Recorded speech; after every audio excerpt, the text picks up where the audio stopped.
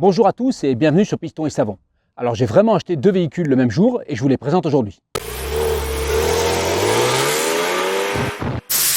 Piston et Savon. Alors vous savez que mon projet c'était de changer la Volvo l'année prochaine. Le projet s'est un peu précipité. Donc aujourd'hui je vous présente la remplaçante et j'espère dire au revoir à la Volvo qui devrait partir demain. Alors quand j'ai annoncé que j'allais changer la Volvo, j'ai déjà eu des commentaires disant n'achète pas ci, n'achète pas ça, surtout pas d'électrique bien sûr. Et donc vous allez voir mon choix et pourquoi je l'ai fait. Mais avant tout, je tiens à vous rappeler les véhicules que je garde et qui sont essentiels pour moi dans mon garage. Alors on a eu une Z3, moteur 4 cylindres 1,9 litre, et puis quand on a voulu changer pour une voiture bleue intérieure beige, c'était ça la première motivation, notre choix s'est penché sur une Z4 et on a fini par trouver en Allemagne cette Z4M de toute beauté, avec un intérieur magnifique puisqu'il est champagne avec tableau de bord cuir champagne. C'était exactement ce qu'on cherchait, c'est un modèle très rare. Alors la Z4M, c'est un modèle un peu particulier avec un châssis un peu différent, des freins renforcés, une direction hydraulique et non pas électrique, mais surtout un moteur Motorsport, le moteur 6 cylindres en ligne 3,2 litres de la M3 E46. C'est donc une propulsion atmosphérique manuelle avec une boîte méca 6 rapports. C'est l'idéal pour une petite voiture de sport, pour aller en montagne notamment, parce que là il faut un petit peu de chevaux, sinon les chevaux ne servent pas à grand chose, il faut le dire. Et là c'est très agréable à conduire. Alors le second véhicule que vous connaissez sur la chaîne, c'est ma Honda 350 de 1973. Je vous rappelle que c'est une moto que j'ai entièrement restaurée, et j'ai restauré celle-là parce que c'est la moto que nous possédions il y a 40 ans avec mon épouse. On a acheté ça juste après notre mariage et on en était tellement contents et c'est tellement bon souvenir que je me suis dit que j'allais racheter la même et faire une restauration complète. J'ai fait quelques vidéos de restauration sur cette chaîne, mais j'ai fait une chaîne dédiée où vous avez toute la restauration et puis surtout la suite, puisque la moto continue de vivre et que je continue de faire des vidéos sur Piston et Boulon, ma chaîne de restauration. Je trouve le résultat absolument superbe, ça brille, c'est propre, c'est en plus maintenant agréable à conduire puisque j'ai fait beaucoup de modifications mécaniques pour que ça le devienne fiable et sympa à conduire. J'ai retrouvé à peu près toutes les qualités que je connaissais de l'époque. Et comme vous le voyez, j'ai une moto qui vraiment a un état de restauration qui me satisfait tout à fait. Alors maintenant, on va découvrir le premier véhicule que j'ai acheté. Le même jour, à une demi-heure d'écart, ça s'est vraiment joué. Vous savez, c'est les annonces sur le Bon Coin, c'est toujours un peu particulier, puisque j'ai acheté ce véhicule, bien sûr, d'occasion. Le voilà, BMW R90 1975.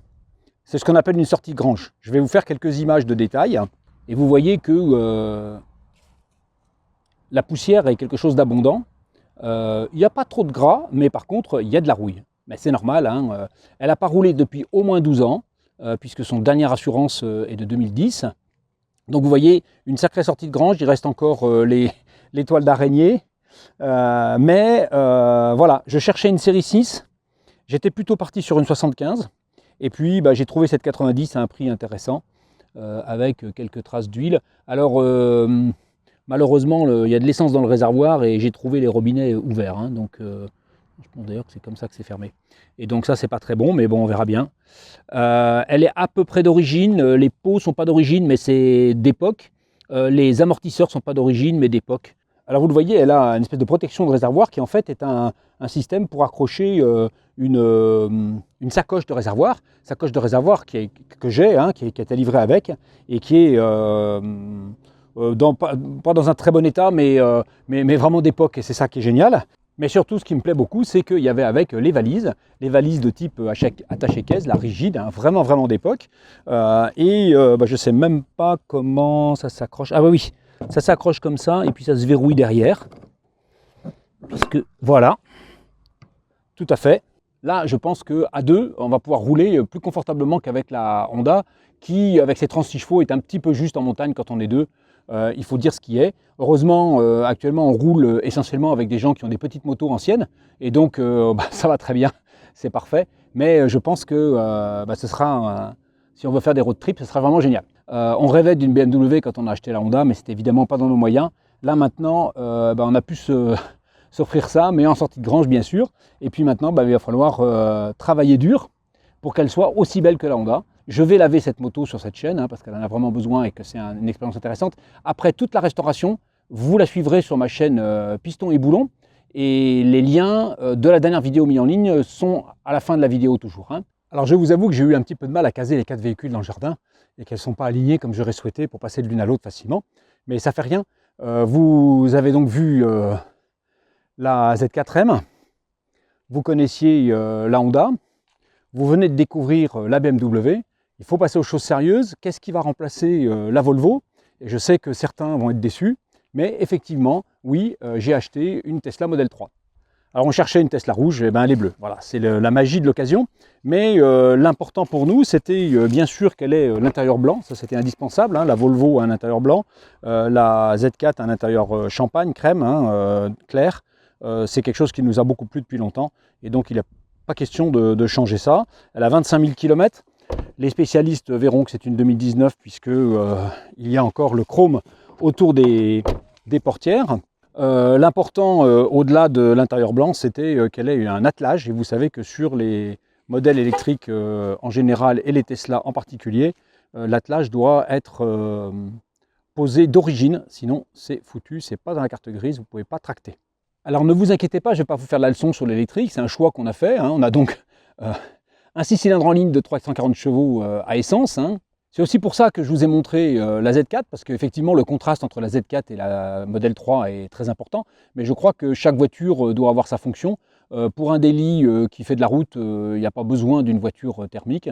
La voiture électrique qui se conduit un peu autonome, c'est très sympa, et ça a d'autres avantages. Je ne suis pas un militant écologiste, sinon je n'aurais pas une Z4M, je n'aurais pas 2 motos, mais voilà, on a voulu faire le passage direct à l'électrique, pour des tas de raisons, notamment de ZFE. Comme vous savez, il y a des endroits où ça va devenir compliqué de circuler avec une voiture thermique, notamment diesel. Ne vous inquiétez pas, je ne vais pas vous vendre le modèle et vous faire des tas de vidéos sur les avantages de l'électrique, ce n'est pas du tout mon but. Il y aura quelques vidéos électrons et savon, notamment une où on va comparer la Model 3 et la Model Y en toute fin d'année. Mais je ferai très peu de vidéos sur l'électrique. Par contre, je vais la laver, ça se lave comme une voiture normale. Et ce sera la première chose que je dois faire. Elle n'a pas été lavée depuis qu'elle est arrivée à la maison. Le précédent propriétaire n'était pas un fou de detailing.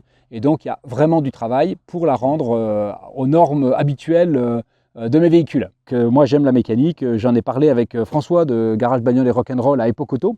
Et je pense que c'est aussi un exemple de quelqu'un qui adore la mécanique, en fait sur des véhicules thermiques et a quand même une voiture électrique aussi pour la famille et les grands voyages. Donc j'espère que demain on dira au revoir à la Volvo et qu'on n'aura plus que 4 véhicules à la maison, ce qui pour 2 conducteurs est quand même largement suffisant, il faut le dire. C'est même presque ridicule. Et voilà, bye bye Volvo.